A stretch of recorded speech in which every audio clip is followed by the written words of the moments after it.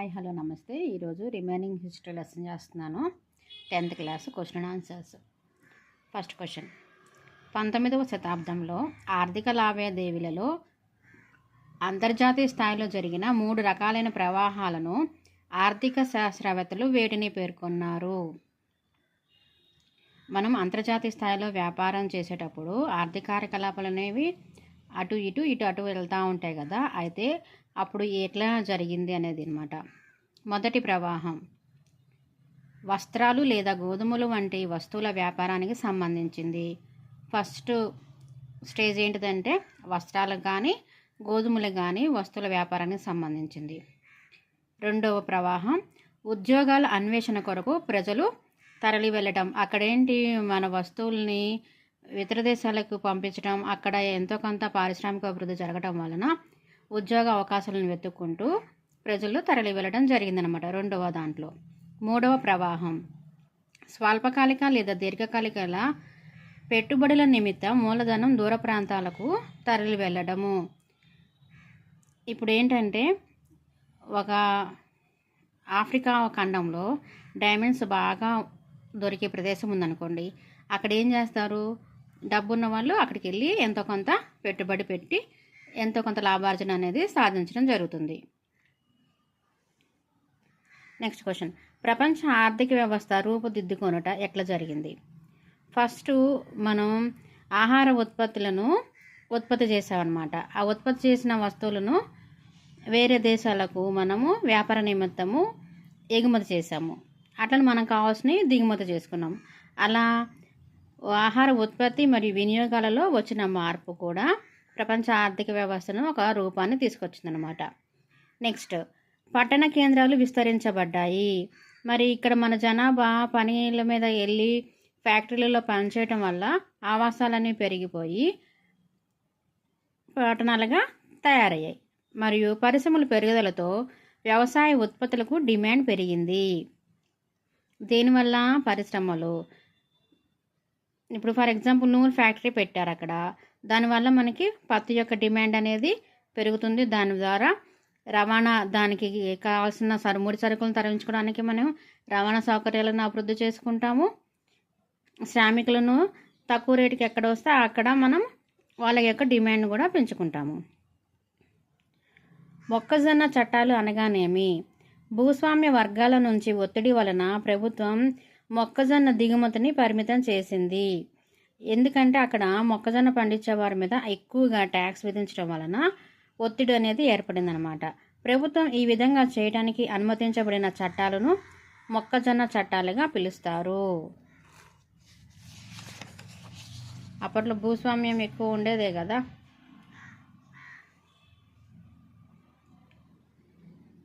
Next question, Britain ఆహార ధాన్యాల వినియోగం పెరిగి పారిశ్రామిక వృద్ధి జరగటం వల్ల తగిన డిమాండ్ని కల్పించడానికి బ్రిటన్ ప్రభుత్వం ఏ ఇతర దేశాల భూముల సాగుకు సిద్ధం చేయబడ్డాయి? ఆహార ధాన్యాల వినియోగం పెరిగిపోవటం వల్ల ఏంటంటే ఇంకా ధనదాహం పెరిగిపోయిందనమాట బ్రిటన్కి. ఓకేనా. సో సేద్యం ఎక్కువగా చేయాలి అని చెప్పేసి ఇతర దేశాల యొక్క భూమిలో కూడా సాగు చేయడం మొదలుపెట్టింది. ఎక్కడ అంటే తూర్పు ఐరోపా, రష్యా, అమెరికా, ఆస్ట్రేలియా. ఏమేంటివి? తూర్పు ఐరోపా, Russia, America, Australia. Next question, పారిశ్రామిక అభివృద్ధి వలన కలిగిన ప్రయోజనాలు ఏవి? ఉత్పత్తిని పెంచడానికి సేద్యం చేసే భూములు పెరిగి ఉపాధి కల్పించడం జరిగింది. మనం ఇందాక చెప్పుకున్నాగా ఆహార ఉత్పత్తులు ఒక్కటే కాదు, నూలు పరిశ్రమ కావచ్చు, గోధుమ పరిశ్రమలు కావచ్చు, రైల్వే, రోడ్లు అట్లాంటివి కూడా డెవలప్ అవటం వల్ల ఏంటంటే ఉపాధి కల్పించడం జరిగింది ఎక్కువ మంది ప్రజలకి. అక్కడే వారి ఇల్లు కూడా ఏర్పాటు చేసుకోవడం జరిగింది. ఎక్కడైతే పని దొరికిందో అక్కడే వాళ్ళ యొక్క ఇల్లు, ఆవాసాలు ఏర్పాటు చేసుకోవడం జరిగింది. రైలు, నౌకా మార్గాల నిర్మాణం జరిగింది. ఎందుకంటే మన వస్తువులను ఒక ప్లేస్ నుంచి ఇంకొక ప్లేస్ని ఎగుమతి చేయడానికి కానీ దిగుమతి చేసుకోవడానికి కానీ ఆ ఫ్యాక్టరీకి సంబంధించిన ముడి సరుకులు తీసుకొచ్చుకోవడానికి కూడా మనకి రవాణా మార్గం అనేది కావాలి. అది దాని నిర్మాణంలో కూడా మన యొక్క ప్రజలకి పని కల్పించడం జరిగిందనమాట. వ్యాపార విస్తరణ ద్వారా కూడా సంపద పెరిగింది. నెక్స్ట్, మూలధనం శ్రమకు కావలసిన ఆర్థిక కేంద్రాలకు లండన్ నుండి లభించింది. అప్పుడు మూలధనానికి కానీ శ్రామికులకు కానీ కేంద్రం ఏంటిదంటే లండన్. ఆస్ట్రేలియా, అమెరికా లాంటి దేశాలలో శ్రామికులకు డిమాండ్ ఎక్కువగా ఉన్నందువలన ఆ ప్రాంతాలకు శ్రామికుల వలసలు ఎక్కువగా ఉన్నాయి. 50 మిలియన్ల ప్రజలు ఐరోపా నుండి అమెరికాకు 19వ శతాబ్దంలో వలస వెళ్ళారంట. ఎంతమంది? 50 మిలియన్ల ప్రజలు ఐరోపా నుండి అమెరికాకు 19వ శతాబ్దంలోనే వలస వెళ్ళారంట. మనకు అమెరికాలోని ఒక చిన్న దేశంలో ఇప్పటికీ కూడా కరెంటు, మొబైల్ వినియోగించకుండా గుర్రపు స్వారీ ద్వారానే వాళ్ళు ట్రాన్స్పోర్టేషన్ జరుగుతుంది. ఓకేనా? వితౌట్ మొబైల్తోనే వాళ్ళు లైఫ్ని లీడ్ చేస్తున్నారు. వాళ్ళు కూడా ఇట్లా ఒక దేశం నుంచి ఇంకొక దేశానికి వలస వెళ్ళి అక్కడ స్థిరపడిపోయి అప్పటి ఆచార వ్యవహారాలనే పాటించడం జరుగుతుందన్నమాట. ఏ సంవత్సరం నాటికి ప్రపంచ ఆర్థిక వ్యవసాయ రూపుదిద్దుకుంది? 1890. కాలువ కాలనీలు అనగానేమి? ఈ బ్రిటిషర్స్ ఏం చేశారంటే ఖాళీగా ఉన్న భూమిని, ఎడారిగా ఉన్న భూమి అంటే మనం సేద్యం చేయకుండా ఏదైతే మిగిలిపోయిన ఉందో భూమిని, అట్లా ఎడారిగా ఉన్న ప్రాంతాన్ని సాగు కాలువకు నిర్మించి సారవంతమైన వ్యవసాయ క్షేత్రాలుగా మార్చడం జరిగింది. అంటే అక్కడ నీటి వసతులు లేకనే కదా మనము భూమిని వదిలేస్తాము. అట్లాంటి భూమికి వాళ్ళు సాగునీరు అందించి వ్యవసాయాన్ని కూడా చేశారు. దాన్నే కాలువ కాలనీలు అంటారు. ఉదాహరణకు పంజాబ్లో చేశారన్నమాట. ఎవరు? బ్రిటిష్ ప్రభుత్వం.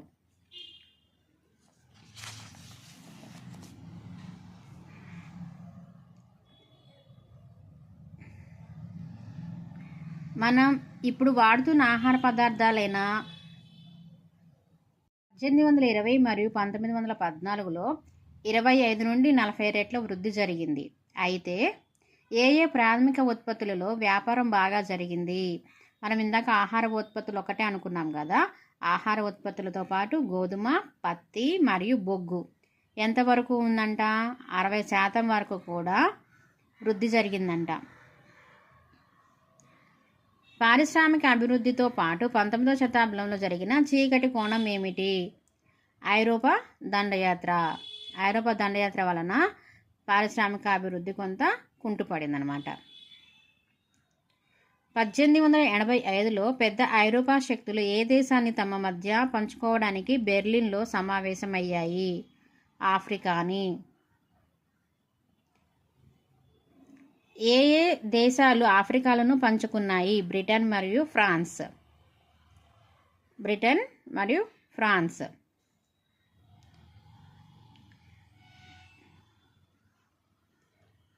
1890లో అమెరికా సంయుక్త రాష్ట్రాలు కూడా స్పెయిన్ వారి వలసకు దారితీసింది. అమెరికా సంయుక్త రాష్ట్రాలకి ఎవరు వలస వెళ్ళారు? స్పెయిన్ వాళ్ళు 1890లో. Next question. 1890లో ఆఫ్రికాలో చాలా వేగంగా వ్యాపించే పశువుల ప్లేగు మహమ్మారి వేటిపై ప్రభావం చూపింది? పశువుల్లో వచ్చే ప్లేగు వ్యాధి వలన కొంత ప్రభావం చూపించింది.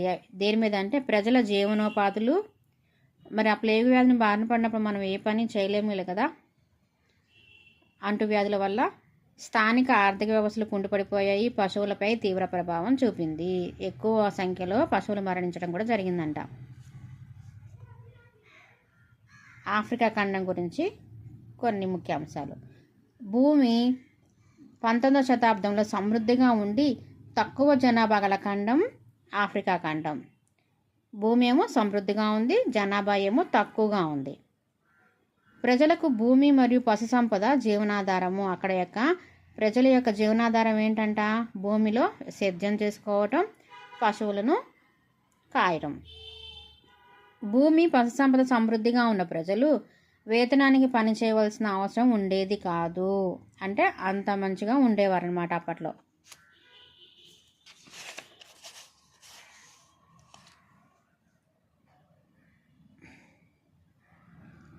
19వ శతాబ్దం చివరిలో ఆఫ్రికాలో ఐరోపా వారు రావటం వలన జరిగిన పరిణామాలు ఏంటివి? ఆఫ్రికాలో విస్తారంగా లభించే వనరులైన భూమి మరియు ఖనిజాలకు ఆకర్షితులైనారు. ఎవరు? ఐరోపా వారు. ఐరోపా వారు ఆఫ్రికా తోటలను, గనులను ఏర్పాటు చేసి ఉత్పత్తిని, ఖనిజాలను తమ దేశాలకు ఎగుమతి చేసుకునేవారు. ఆఫ్రికా ప్రజలు అధికులు వేతనాలకు పనికి రాకపోవడంతో ఐరోపా వారు తోటలలో మరియు గనులలో అధిక పన్ను విధించి పనికి వచ్చే విధంగా చేశారనమాట. ఇంతకుముందు మనం ఒక బిట్లో చెప్పుకున్నాం కదా, భూమి, పశువులు ఉన్న ఎవరు కూడా పనికి, వేతనానికి పని చేయడానికి వెళ్ళకపోయేవాళ్ళు. కానీ వీళ్ళు ఏంటంటే ఎక్కువ ట్యాక్స్ విధించడం వల్ల వాళ్ళకి ఇంకా వేరే ఆప్షన్స్ లేక అక్కడ పనికి వెళ్ళడం జరిగిందనమాట. వారసత్వ చట్టాలను మార్చారు. ఇప్పుడు మనం ఉన్నాము, ఏదైనా ల్యాండ్ ఉందనుకోండి, మన నాన్న వాళ్ళకి ఇష్టమైన పిల్లల మీద పెట్టచ్చు. కానీ అక్కడ అట్లా లేదంట. వారసత్వ చట్టాలు ఏం చేశారంటే ఒక్కరు మాత్రమే తన తాత తండ్రుల నుంచి వచ్చేదాన్ని సేద్యం చేసుకోవడానికి మాత్రమే అనుమతి ఇచ్చేవారు. ట్రాన్స్వాల్ బంగారు గనులను విల్గే నది దాటడం ద్వారా చేరుకునేవారు. మనకి ఇప్పటికీ కూడా బ్రిటిషర్స్, ఐరోపా వాళ్ళంట మన ఇండియా నుంచి, ఆఫ్రికా నుంచి ఈ బంగారు గనులను తవ్వడానికి తీసుకెళ్తాము రండి అని తీసుకెళ్ళి అక్కడే పని చేయించుకునే వాళ్ళంట. అక్కడికి వెళ్ళిన తర్వాత బంగారు గనులు కాకుండా చెరుకు తోటల్లో పని చేయడానికి తీసుకెళ్ళే వాళ్ళంట. కానీ అక్కడ పాపం ఏదైనా వ్యాధి వచ్చినా, ఏదైనా ఆకలైనా కానీ నరకం అనుభవించే వాళ్ళంట. అట్లా వెళ్ళి సెటిల్ అయిన వాళ్ళు ఆఫ్రికన్స్లో చాలామంది ఇంక అక్కడే, మన ఇండియా నుంచి కానీ వేరే దేశం నుంచి కానీ వెళ్ళిన వాళ్ళు కొంతమంది సెటిల్ అయిపోయారు. 200 సంవత్సరాల క్రితం నుంచి కూడా అక్కడే ఉండి సెటిల్ అయ్యారు. నేను ఒక వీడియోలో చూశాను. 200 years బ్యాక్ ఇట్లా వలస వెళ్ళి అక్కడే సెటిల్ అయిన వాళ్ళు మన ఇండియన్సే. అక్కడ ఉన్న ఆఫ్రికా ప్రజలు, పేద దేశం ఒక దేశానికి వాళ్ళే ఫ్రీగా ఎడ్యుకేషను ప్లస్ ట్రీట్మెంట్ కూడా ఫ్రీగా ఇస్తున్నారు.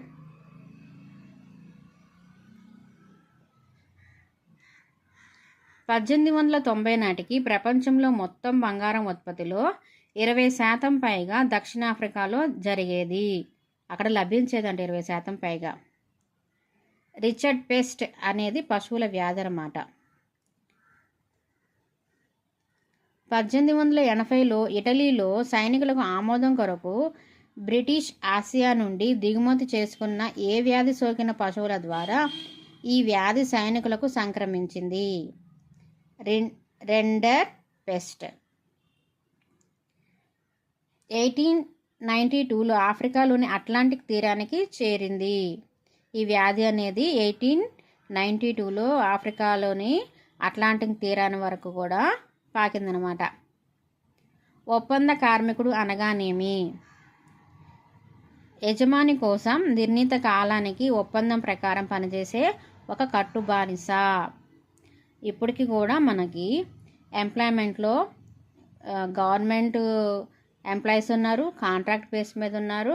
ఒప్పంద వాళ్ళని ఏమంటారంటే అవుట్ సోర్సింగ్ ఎంప్లాయీస్ అని అంటారు. దీంట్లో వేరియేషన్ ఎలా ఉందో వాళ్ళ యొక్క శాలరీస్లో కూడా అంతే వేరియేషన్ ఉంటుందన్నమాట.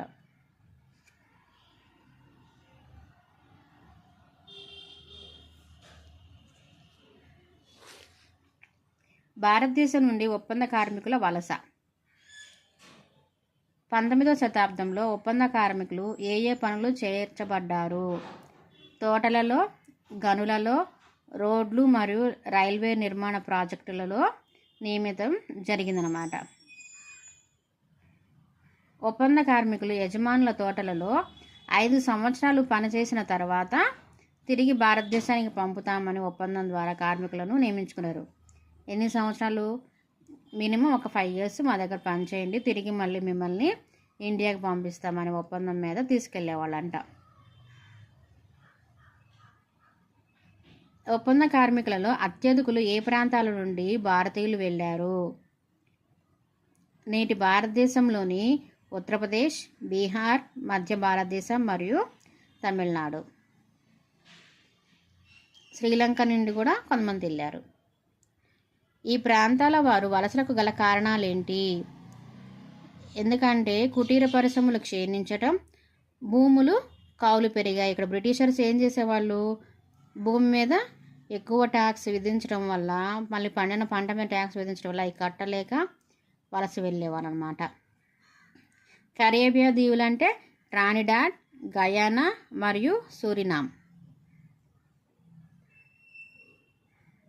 భారతదేశం నుండి వెళ్ళిన అత్యధికులు గమ్యస్థానం ఏమిటి? మారిషస్ మరియు ఫిజీ. మారిషస్ మరియు ఫిజీ మీదుగా వాళ్ళు వెళ్ళేవాళ్ళు. తమిళులు వచ్చేసి సిలోన్ మరియు మలయా ప్రాంతాలకు వలస వెళ్ళేవాళ్ళు. అస్సాం కార్మికులేమో తేయాకు తోటను నియమించబడ్డారు. 19వ శతాబ్దపు ఒప్పందాలన్నీ బానిసత్వపు కొత్త విధానంగా వర్ణించబడ్డాయి. ఏంటిది? బానిసత్వపు కొత్త విధానం. ఏ శతాబ్దంలో? 19వ శతాబ్దంలో. ట్రినిడాడ్లో జరిగే మొహరం పండుగ హోసేగా రూపాంతరం చెందింది.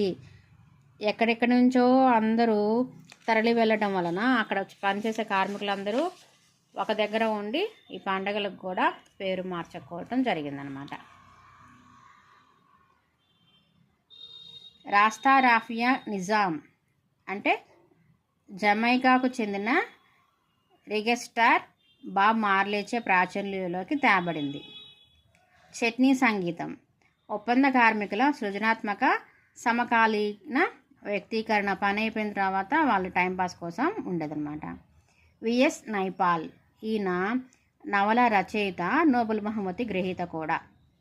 శివనారాయణ చంద్రపాల్, రామ్ నరేష్ సర్వాన్ వీళ్ళిద్దరూ కూడా భారతదేశం నుండి వలస వెళ్ళి అక్కడ ఆఫ్రికాలో సెటిల్ అయిన వాళ్ళ సంతతి పిల్లలు అనమాట. వీళ్ళు వెస్టిండీస్ క్రికెట్ క్రీడాకారులు అనమాట.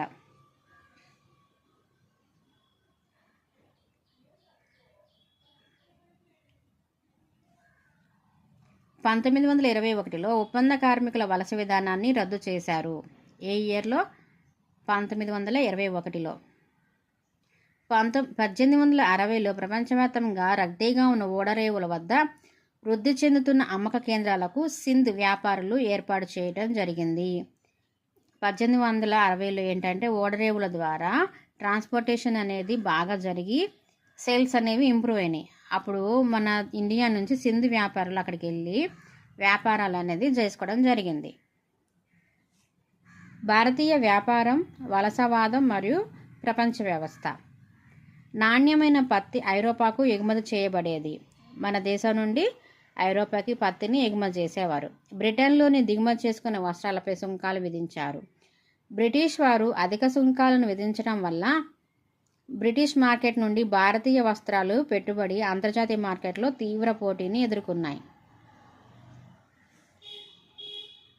మనకి దిగుమతి చేసుకునేటప్పుడు మనం వాళ్ళకి డబ్బులు కట్టాలి కదా, వాటి మీద కూడా ఎక్కువ ట్యాక్స్ విధించడం వల్ల అది మనకి కొంత ఇబ్బందికరమైన విషయం అన్నమాట. 1800లో 30% నుండి 1815లో 10% వస్త్ర పరిశ్రమ వాటా క్రమంగా తగ్గింది. ఎందుకంటే దిగుమతి సుంకాలు పెంచడం వల్ల. తర్వాత 1870లో 3% కంటే కిందికి పడిపోయింది. ఈ క్రమంలో ముడి పదార్థాల ఎగుమతి పెరిగింది. మన దేశం నుంచి తీసుకెళ్ళే మాత్రం బాగానే తీసుకెళ్ళేవాళ్ళు.